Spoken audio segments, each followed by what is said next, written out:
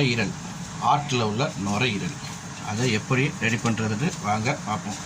இதே போல் அரைஞ்சி தண்ணியில் போட்டு தனியாக கொதிக்க வச்சுருங்க. அதில் உள்ள ரத்தமெல்லாம் வெளியாக வரையும்.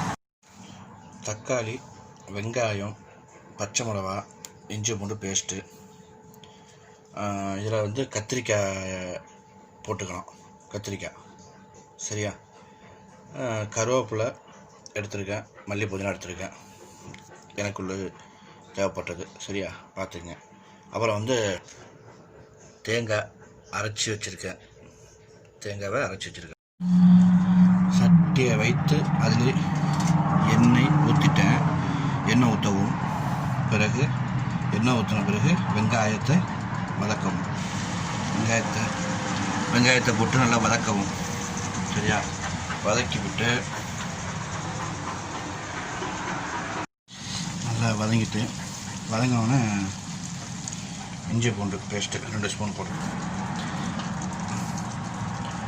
இஞ்சி பூண்டு பேஸ்ட்டு நல்லா இஞ்சி பூண்டு பேஸ்ட்டு வாழை போகிற வரைக்கும் நல்லா வதக்கணும். வதக்கிட்டு அதுக்கப்புறம் தக்காளி இறக்கணும்.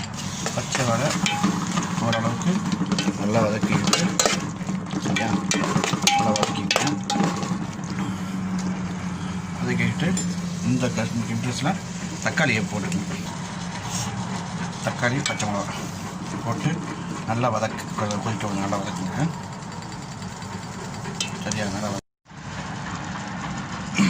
இதோட சேர்த்து உப்பு போட்டுக்கங்க.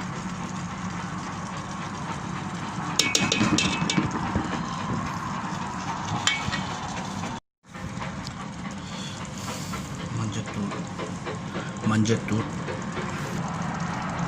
மிளகாத்தூள்,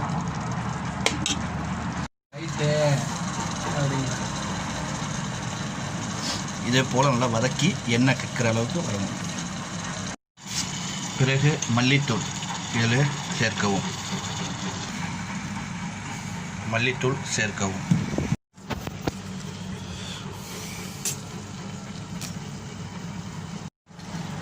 மல்லித்தூள் போட்ட பிறகு நம்ம தனியாக அவிச்சி வச்ச நுரையீரலை அதில் சேர்க்கவும்.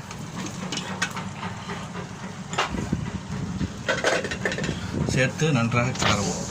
இதில் கொஞ்சம் ஒரு 3 கத்திரிக்காய் வெட்டி இதில் போடவும். ஃபஸ்ட்டு போட்டு நல்லா தண்ணியில் சேர்க்க விட்டு அதுக்காக 10-15 தண்ணி பாலை எடுத்து வச்சுருக்கேன். அதை வந்து அதில் சேர்க்கலாம்.